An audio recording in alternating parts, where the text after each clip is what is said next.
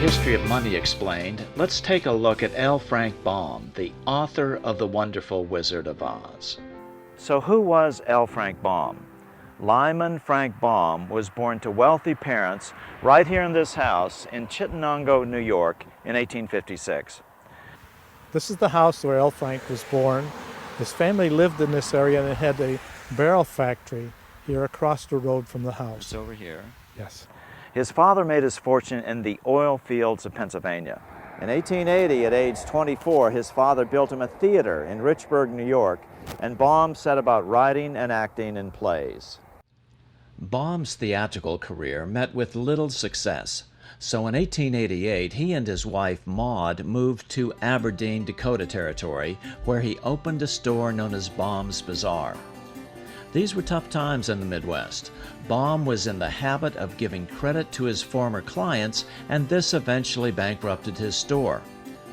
Baum turned to editing a local newspaper, the Aberdeen Saturday Pioneer. Baum, however, was not the owner of this Republican newspaper.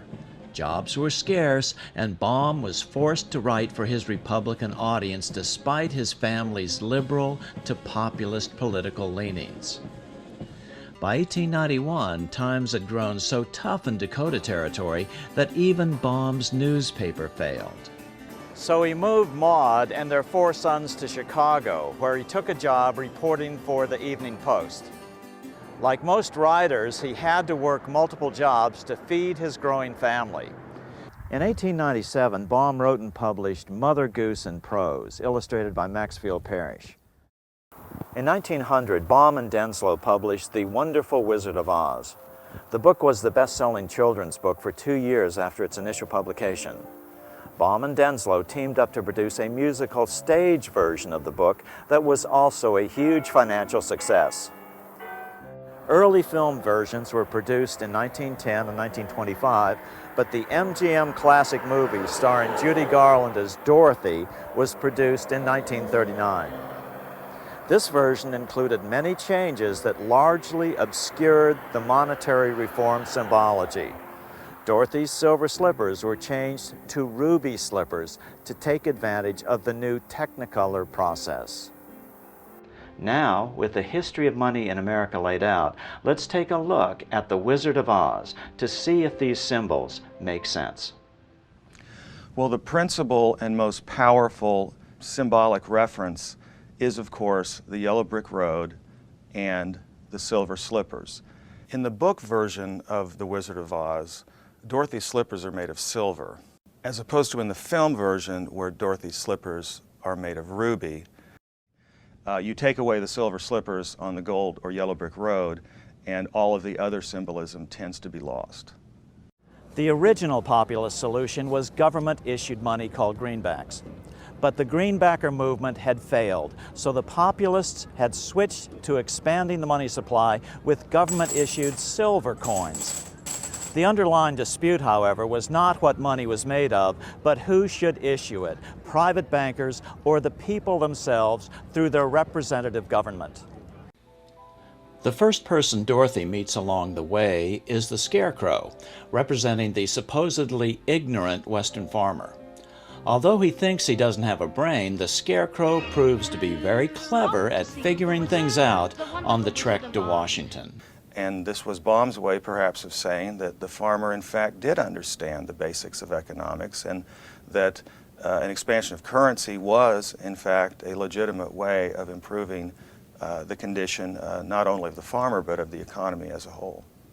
Next, Dorothy and the Scarecrow meet with the Tin Woodman, Baum's symbol for the factory worker. And what he needed was some oil or liquidity. He needed the liquidity of more money in the system.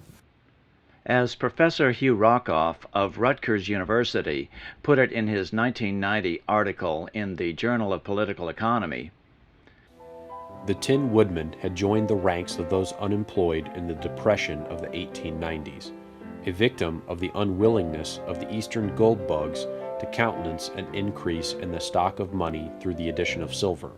And then there was the Lion, who represented William Jennings Bryan. Bryan was actually called the Lion of the Silver Movement. He was the leader.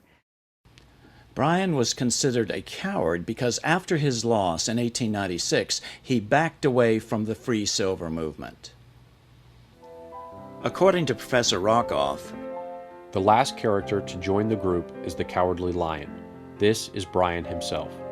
The sequence is not accidental. Baum is following history in suggesting that the movement was started first by the Western farmers, was joined by the working man, and then, once it was well underway, was joined by Bryan. The Roaring Lion is a good choice for one of the greatest American orators. So off go the four unlikely companions, headed for Oz along the dangerous yellow brick road in hopes that a powerful wizard will grant their requests. Some experts view this as symbolic of the very first march on Washington, that of Coxey's army in 1894, to try to break the Depression. Jacob Coxey was a successful businessman who led a march from the Midwest to Washington, D.C. to seek redress for the economic plight of millions at the time who were suffering during the crisis of the Depression of 1893. He marched with a so-called industrial army. These were just unemployed men. So this trek is often seen as inspiration behind Dorothy and her group's trek to the Emerald City to seek redress from the Oz, or the President of the United States. Coxey was hoping to meet with President Cleveland. However, he was arrested for trespassing, jailed, and his movement was dispersed. Coxey was a greenbacker, and his idea was simple. The federal government should build public works and pay for them by printing money. At the time, the idea seemed to be the wildest kind of extremism, but given unemployment of 18.4%, few modern economists would be prepared to dismiss such a proposal out of hand. on the trek to Oz, the Cowardly Lion falls asleep in a field of poppies. But why poppies? The poppies were representative of the Opium Wars that Bryan was opposed to. Poppies are a source of opium, and falling asleep in the field of poppies symbolizes the populist fear that Bryan would fall asleep in the midst of these new issues. The lion was rescued from this field where he was sleeping by a bunch of little field mice who, it said in the book, alone, of course, they wouldn't have been able to move this giant lion, but when they all got together, they were able to move him together. So this was like an excellent image of the populist movement, how a lot of people who had no power in themselves or alone, if they knew the direction in which they wanted to go, could move mountains, could actually have a major impact. There's a great deal of symbolism in the book that was lost in the movie, that there's just so much of it that there's no way that it couldn't have been reflective of this monetary reform movement. And some of it is just very pointed, like it couldn't mean anything else. For instance, there's one passage when they get to Oz and she's shown to her room in the palace, she goes through 7 passages and up 3 flights of stairs. Well, it just means nothing unless it means the crime of 73, which to all populists meant that statute which had revoked the ability of the people to bring their own silver to the mint. It is not surprising that the layout of the Emerald Palace should reflect the numbers 7 and 3. The crime of 73 was a crucial event in populist monetary history. The 2 wicked witches were the East and the West. The 2 banking powers at that time were Rockefeller and Morgan. And J.P. Morgan headed the Wall Street bankers in New York and ultimately got his funding from Europe. The Wicked Witch of the West could represent the Rockefeller interest. Based in Cleveland, based in the Midwest, Rockefeller was dominant in the West and Morgan was dominant in the East. So when Dorothy first lands in her house and kills the witch, she gets the slippers, which are the power of the witch. They're no use to you. Give them back to me. Give them back. Keep tight inside of them. Their magic must be very powerful, or she wouldn't want them so badly. So the power of the witch is the power to create money. Dorothy doesn't realize that she now has that power on her own feet, the power to create money. Dorothy and her troop are then told that they must go kill the Wicked Witch of the West. Bring me the broomstick of the Witch of the West. But if we do that, we'll have to kill her to get it. She hurls near-biblical plagues at the group, wolves and crows and black bees, all of which they defeat. Finally, she is forced to use her golden cap, another symbol of the gold standard, to call the winged monkeys, which capture the group. Dorothy eventually kills the witch by pouring a bucket of water on her, suggesting the liquidity that silver money would add to the economy, breaking the stranglehold of the bankers' gold money system. With additional liquidity, the economic fortunes of those people can be improved. People wanted government-issued money, silver in this case. The banks had forced America onto a gold money standard. Then they could cause a depression anytime they wanted to, merely by reducing the supply of gold money. When they return victorious to the wizard, Dorothy is asked to sew the wizard's getaway balloon out of green cloth. Then the wizard accidentally leaves without her. Fortunately, Dorothy is able to seek out Glinda, the Good Witch of the North. Oh, will you help me? Can you help me? Dorothy is then told that the power to solve her problems has been with her all along. She only needs to click the heels of her silver shoes together 3 times. Like Dorothy, America itself had the power to solve its problems simply by expanding the money supply, government-issued silver money. When Dorothy finally gets back to Auntie Em and Uncle Henry in Kansas, she finds that the silver shoes have fallen off her feet, just as the silver issue was vanishing in the late 1890s. And Baum was right. The silver cause would become a distant memory once the United States became firmly committed to the gold standard with the passage of the Gold Standard Act in 1900. The same year, The Wonderful Wizard of Oz was published. L. Frank Baum never admitted embedding the symbols of monetary reform in The Wizard of Oz. Consequently, some fans vehemently deny that there is any connection.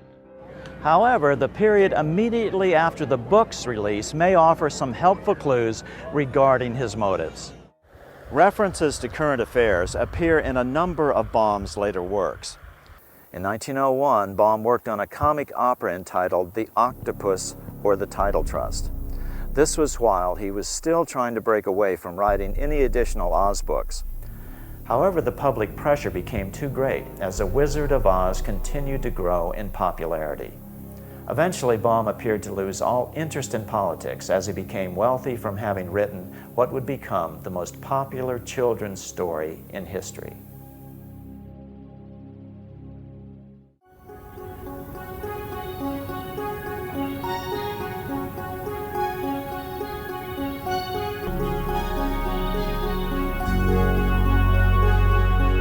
So what can we do about this? There are several alternatives. They fall into 2 general categories: actions at the federal level and actions at the state level.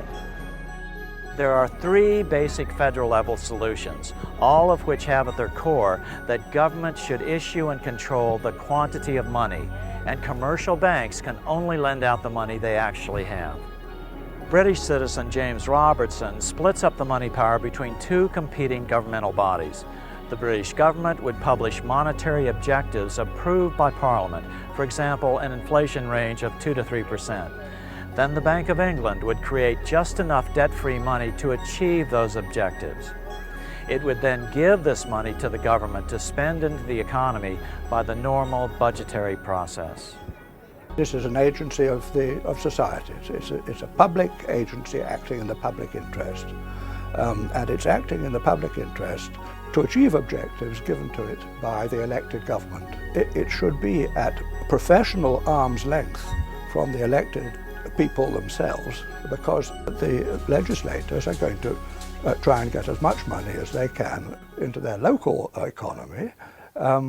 And if it's a question of a national election, they will want to manipulate decisions about the money supply in favour of keeping them in power. That seems to me, you can't ignore that fact. It's a fact of life. Commercial banks would still be in operation but could only lend out the money they have. Then they would have to compete for additional money on the open market, just as other corporations have to compete in the market to buy the materials they use. Lending out extra money that a bank didn't have would be considered a form of counterfeiting.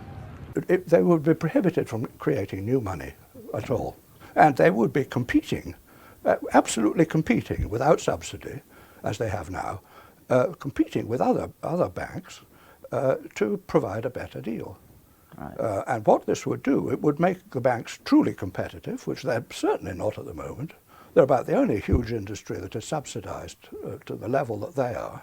And also, a competitive market for borrowing and lending would encourage new entrants to come in, much more than they can get in now, when the existing licensed banks are so highly subsidized by the permission that they are given to create new money. Right. In other words, banks could only lend money they actually had. Absolutely. And I think that's the situation that the Central Monetary Authority should be in. It should create the money debt-free, and it should give it to the government to spend into circulation. In Ellen Brown's solution, the government would create all the money debt-free. The solution to all this is to return to the government-issued money of the American colonists, and particularly the colony of Pennsylvania, which had its own bank and issued government credit. Congress feels that they have to bail out the banking system, and the real reason is that we think that we're dependent on this banking system for our credit, but we're not. Like Dorothy and all the characters in The Wizard of Oz, we have the power to create our own money and our own credit. The government's mentality in general seems to be, we'll do what we have to do and we'll worry about paying for it later. But what you could do is pay for it now. In other words, you don't have to pay for it later. You don't have to pay for it with debt. You can just pay for it with money. In the Money Master's solution, the government creates all the money in the form of debt-free U.S. notes or their electronic equivalents, and then spends that money into existence through the normal budgetary process. Existing money is of course replaced one for one with the new debt-free money.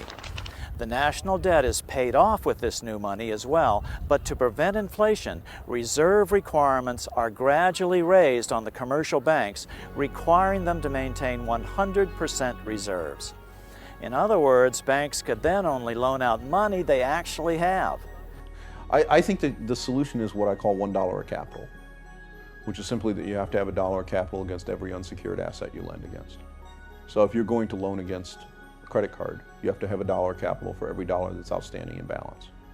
If you're going to write loans against houses or against cars, you can write all the loans you want against the value of that asset, whatever that is. And as long as you do that, there's never a banking safety and soundness issue. Solutions at the state level will be easier to achieve initially before reform at the federal level is politically possible. An interesting fact is you don't have to have a federal charter to create a bank. States can charter banks as well. All it takes is a bill passed by the state legislature. Many states already allow state-chartered banks. The state then deposits all their funds into their new bank and can then utilize the fractional reserve principle to their advantage by making loans to themselves for roads, bridges, etc. at no interest. When the loans are repaid, the money is extinguished from the system. The beauty of this system is you create wealth without creating a permanent increase in the money supply and the consequent inflation. During the Civil War, Virginia authorized counties to issue their own debt-free money. Since there was no gold, there would have been no money in circulation to maintain commerce. These surviving bills are tissue paper thin. Minnesota monetary reform expert Byron Dale has proposed legislation for Minnesota to charter a state bank which would be empowered to give the state government all the money necessary to provide infrastructure funding such as road building and repair without debt or interest. My concept of money reform is just a little bit different, but it's only based upon the fact that for me personally, it's easier to work on my state legislators than it is my federal legislators. And of course, the solution to our problem is clearly money put into circulation without debt. Now, it really doesn't make any difference how you do it. It just as long as the money comes into circulation without a debt to anybody and as a payment. The very concept of the bill is to simply have the banks create the money and spend it into circulation to build the infrastructure for the state. This proposal is currently working its way through the Minnesota legislature with several bankers as sponsors. Actually, the state-owned bank idea is nothing new. The Bank of North Dakota is the only state-owned bank in America. It was created in 1919 as a populist movement swept through the debt-ridden farmers of the Northern Plains. Even in these worst of times, the Bank of North Dakota is earning record profits and helping fund their state. It's been doing this for the last 90 years, hardly a radical startup idea. According to the bank's president, Eric Hardmeyer, we are the depository for all state tax collections and fees. We plow those deposits back into the state in the form of low-interest loans. Over the last 10 to 12 years, we've turned back $1/3 billion just to general fund to offset taxes or to aid in funding public sector needs. Not bad for a state with a population of 600,000. In 2009, the state of North Dakota does not have any funding issues at all. We, in fact, are dealing with the largest surplus we've ever had. Interestingly, the Bank of North Dakota idea was initiated by a group of Swedish immigrants to North Dakota in the early 1900s. Community banking had been going on in Sweden for at least a century before that. Around 1820, the Swedes came up with the idea of the savings bank. These full reserve banks only lent out money they actually had. They decentralized the money power and were encouraged by the government as a way for municipalities to fight poverty. These operated on what was known as the church steeple principle, where the bank could only make loans to customers whose houses could be seen from the highest church steeple in town. These community banks increased the commonwealth instead of the big bankers' wealth. This helped Sweden grow rich, which helped Stockholm to grow into the magnificent Venice of Scandinavia that we see here today. But then the debt-based bankers attacked the savings banks. They first convinced most of them to consolidate into bigger and bigger banks.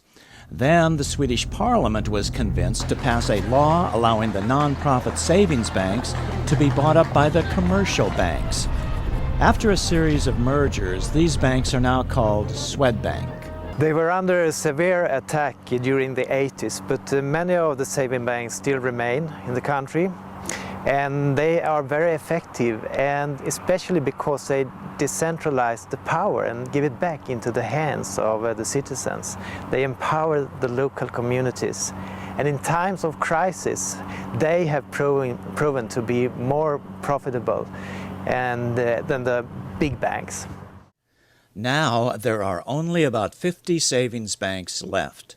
A small remnant of a great idea for publicly owned banking that shows that communities or even nations can operate debt-free. Iceland's tiny economy and sparse resources were also nurtured by a series of public interest savings banks. Despite a population of a little over 300,000 people and a gross domestic product of around only $12 billion, Iceland is one of the most civilized nations on earth. But then the government privatized the savings banks, similar to the Swedish savings banks 20 years earlier. But in Iceland's case, even the Landsbanken, which essentially was the Bank of Iceland, was privatized as well. For the first few years, things looked good. The economy doubled. But under the surface, the private bankers were creating a huge financial bubble. They opened a new offshore internet bank called IceSave, targeting depositors in the UK and Holland by offering attractive interest rates for new depositors. Hundreds of thousands of new accounts were opened. Entire towns and police department pension funds put their money into IceSave, as did charities such as cancer relief funds. Using fractional reserve lending, IceSave fanned that into billions for questionable new loans. IceSave started investing in European ventures, especially in Russia. Many now believe that IceSave actually became a money laundering operation for the Russian mafia, all the while trading on the good reputation for solid banking Iceland had built up over the previous decades. However, when the bank was privatized, it still used the good reputation of Iceland to grow huge and do, lots of criminal activities. And the owner, Björgólfur Thor, he became one of the rich boys in the world really quickly, one of the billionaires. I've seen documents linking him to the Russian mafia and his father. One oligarch that fled to the UK confirmed that Iceland was used as a money laundering machine for the Russian mafia. When the crash came in 2008, the big Icelandic banks quickly failed. In the 5 years' time they were privatized before the collapse, they actually grew 10 times the Icelandic GDP. And when it collapsed, you can imagine how huge the collapse was, because they collapsed onto the shoulders of the nation or the taxpayers. The Icelandic parliament at first poured enormous amounts of taxpayer money into them to try to save them, but they still failed. Then the government bailed out all the Icelandic depositors, but the IceSave accounts were not in Iceland and were never insured by the Icelandic government, and so they were not bailed out.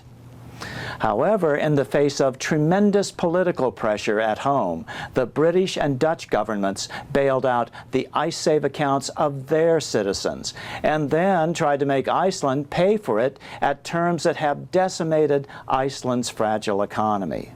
The income tax of more than half of the nation, just the interest of this particular loan. Then you have other loans, then we would have gotten from, in 2007, being the most developed nation in the world, into a nation spending all its GDP just paying interest of foreign loans. Inflation shot up. Icelanders soon discovered that even the principal on their home mortgage loans was indexed to inflation. Many Icelanders saw the principal on their home mortgages double and their payments triple. This despite rising unemployment. The way the loan system is in Iceland is completely outrageous. I mean, it is, your rights as a consumer are zero. Foreclosures mounted and the citizens rioted. They call it their revolution. They stormed the Parliament Square.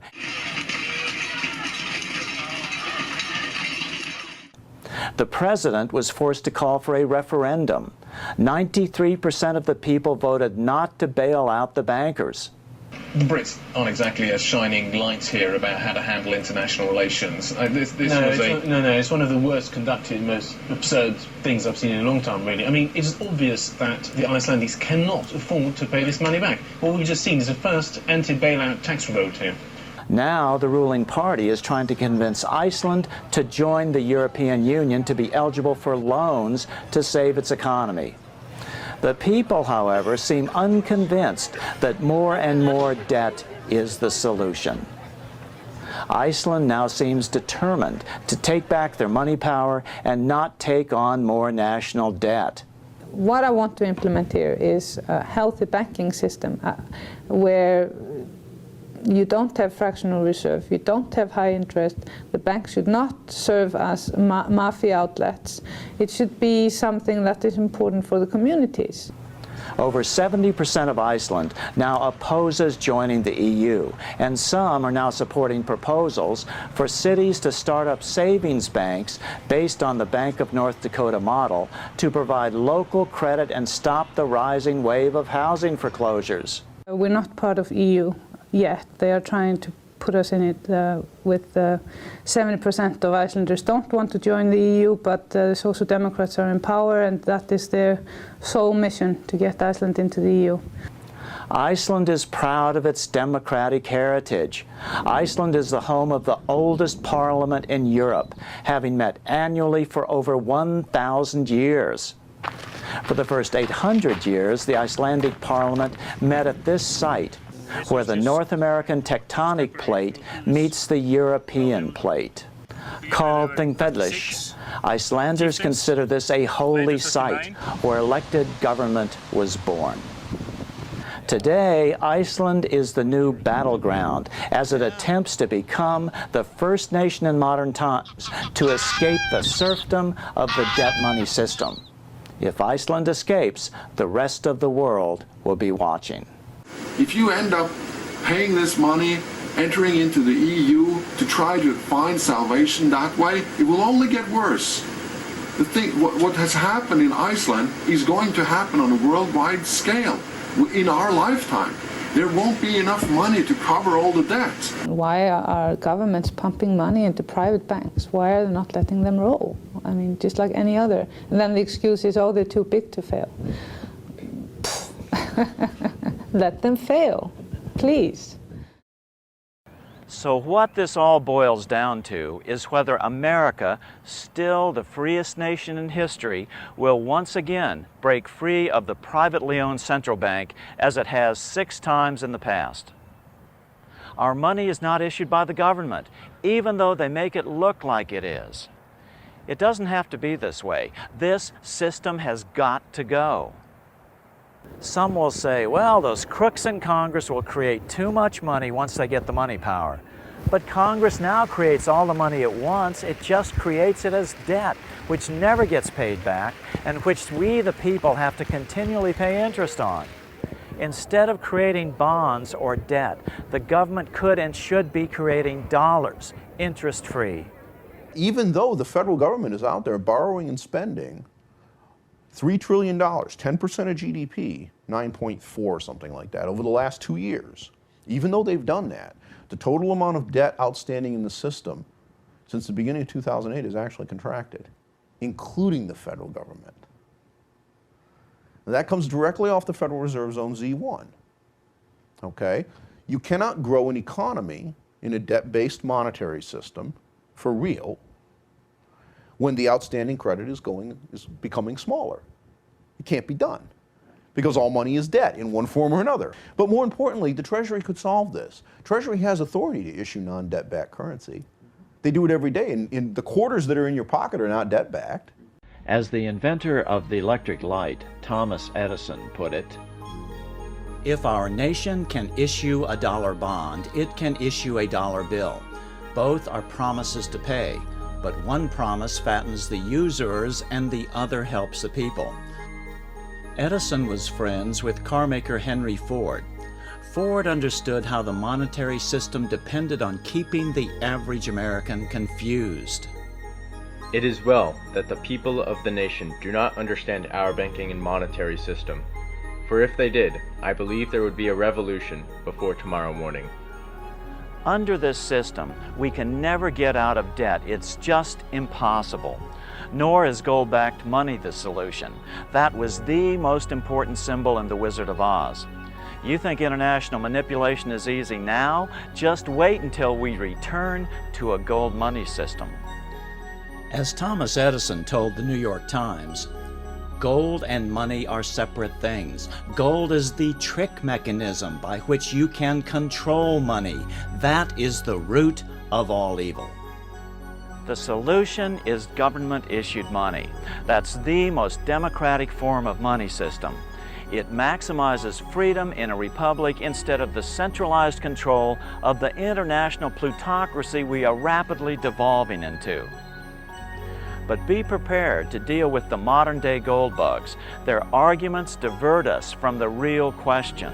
They say that this money that is created by the state or by society or whatever is not real money. Right. That it may represent real money, but it isn't real money.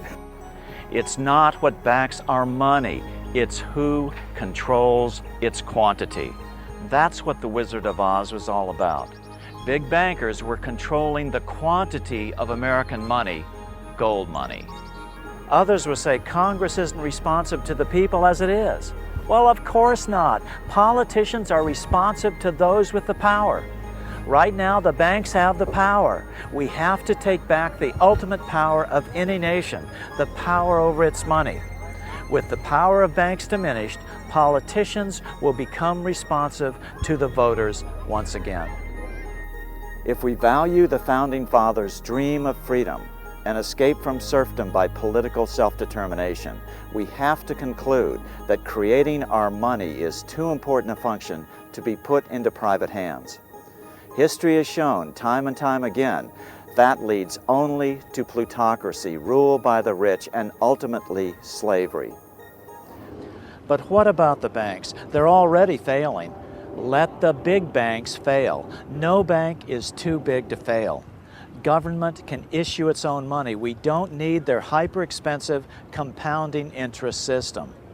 Don't worry, banks or banking won't go away. You'll still go down to your corner bank to deposit your check. Your bank will still be there. Only the guts, the bank's accounting system, the part you will never see anyway, will change.